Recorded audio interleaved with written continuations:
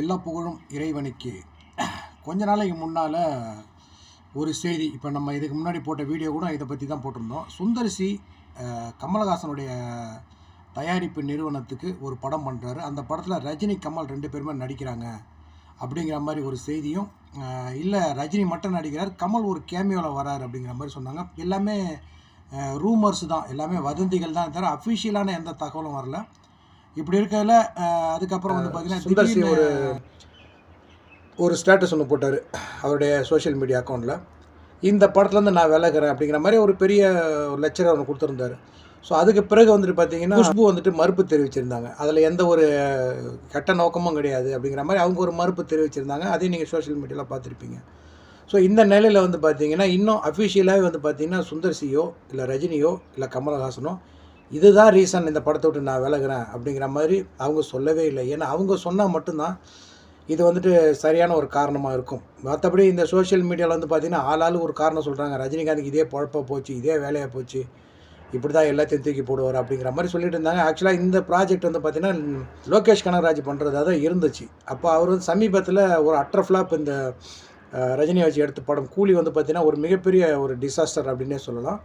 So Sun பிக்சர்ஸுக்கு வந்து ஒரு பெரிய அடி அப்படின்னு தான் சொல்லணும். ஸோ அவங்கள பொறுத்த வரைக்கும் அது ஒரு பெரிய மேட்ரு கிடையாது. அவங்க டிவியில் போட்டால் சம்பாரிச்சிடுவாங்க காசை.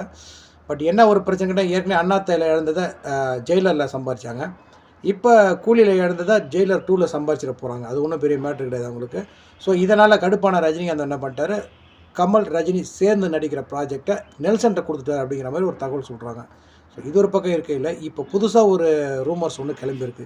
அது உண்மையாக பொய்யா, ஏன்னா எதையுமே உள்ளபடியே வந்து பார்த்தோம்னா முதல்ல ரூமர்ஸாக தான் கிளம்பும்.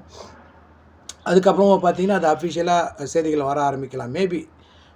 பட் இது நடந்தால் நல்லாயிருக்கும் அப்படிங்கிறது என்னுடைய ஒரு கணிப்பு. வெங்கட் பிரபு எல்லாருமே சொல்கிறாங்க இவர் தான் வரப்போகிறார், அடுத்து இந்த ப்ராஜெக்டை இவர் தான் டேக் ஓவர் பண்ண போகிறார் அப்படிங்கிறாங்க. வாய்ப்பே கிடையாது. ஏன்னா வெங்கட் பிரபு காலமெல்லாம் கோட்லேயே முடிஞ்சு போச்சு. அவரை புதைச்சிக்கிட்டாரு. ஸோ அவருக்கு அதையெல்லாம் முடிஞ்சு போச்சு. அவரை பொறுத்த வரைக்கும் இனி படம் பண்ண போகிறாரா இல்லையாங்கிறதே தெரியல. நிச்சயமாக வெங்கட் பிரபு இந்த படத்தை பண்ணல. அதே மாதிரி இவர் பண்ணுறதுக்கு வாய்ப்பு நிறையா இருக்குது அப்படிங்கிற மாதிரி சொல்கிறாங்க. அவர்கிட்ட ஒரு பவுண்டட் ஸ்கிரிப்டே ஒன்று இருக்குது. இதை ரஜினிகாந்த் ஏற்கனவே கேட்டுட்டார். ஸோ அதில் வந்துட்டு கமலஹாசனை உள்ளே கொண்டு வரதுக்கு ஒன்றும் பெரிய விஷயம் கிடையாது.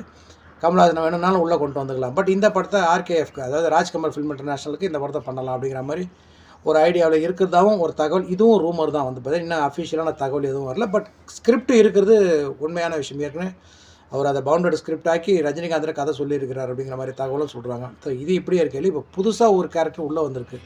ரஜினியோடைய முன்னாள் மருமகன் தனுஷ், அவர் தான் வந்துட்டு பார்த்திங்கன்னா இந்த கதைக்குள்ளே கொண்டு வந்து உள்ளே சொல்லியிருக்கிறாங்க. பட் இது உண்மையாக பொய்யா அப்படிங்கிற எனக்கு தெரிய வரல. ஃபர்ஸ்ட் ஆஃப் ஆல் எனக்கு என்னென்னு கேட்டிங்கன்னா, ரஜினிகாந்தை பொறுத்த வரைக்கும் அந்த பாயிண்ட் ஆஃப் வியூ, ரஜினியோட பாயிண்ட் ஆஃப் வியூவில் இந்த படம் அவருக்கு கிடைக்குமா, தனுஷ்க்கு கிடைக்குமாங்கிறது எனக்கு தெரிய வரல. ஏன்னா அவருடைய மகளை அவர் டிவோர்ஸ் பண்ணியிருக்கிறாரு.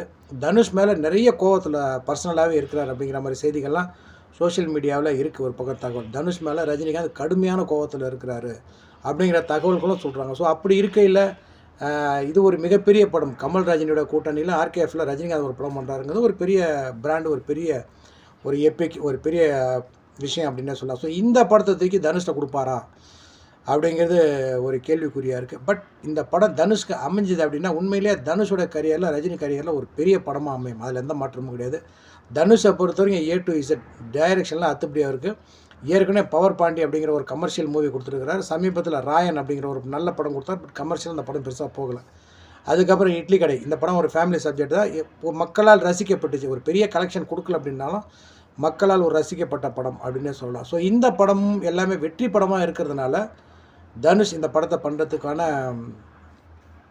திறமைகள் நிறைய இருக்குது. இப்போ கமலை பொறுத்த வரைக்கும் தனுஷ் அக்செப்ட் பண்ணுவாரா அப்படின்னு தெரிய வரல. ஏன்னா அவருடைய ஃபேவரட் ஹீரோன்னு பார்த்தா சிலம்பரசனை சொல்லலாம்.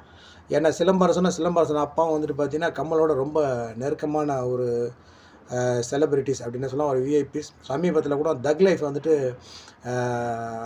தக் லைஃப்பில் கூட வந்து பார்த்திங்கன்னா சிலம்பரசனை தான் அவர் நடிக்க வச்சார். அதனால் அவர் ஃபேவரட்னு அப்படின்னு பார்க்கும்போது இன்னும் பல விழாக்கள்லாம் கூட தனுஷ் சிலம்பரசனுடைய பல விழாக்களில் கூட கமலஹாசன் கலந்துட்டு பேசியிருக்கிறார். கமலுடைய பல விழாக்களில் கூட சிலம்பரசன் கலந்துட்டு பேசியிருக்கிறாரு.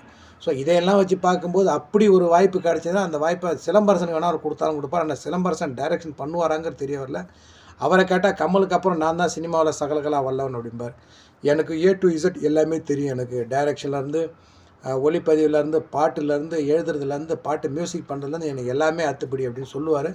பட் இதை அவர் ஏற்றுக்குவாரா அப்படின்னு தெரிய வரல. அது ஏன் வந்துட்டு அதாவது கமல் தனுஷை ஏற்றுக்குவாரா அப்படின்னு சொல்லி தெரிய வரல.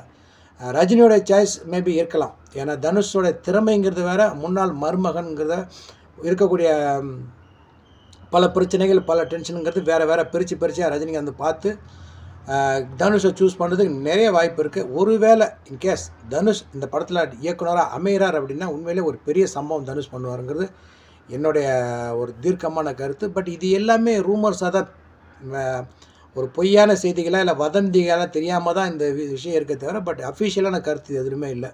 இனிமேல் வர்றதுக்கு வாய்ப்பு இருக்குது. தனுஷ் இருக்கிறாரா இல்லையா இதில் வதந்தி அப்படின்னு சொல்லிட்டு உங்கள் கருத்துக்கள் என்னங்கிறத மறக்காமல் கமெண்ட்டில் சொல்லிட்டு போங்க. இறைவன் நாடினால் இன்னொரு வீடியோ உங்களை சந்திக்கிறேன். எல்லா புகழும் இறைவனுக்கு.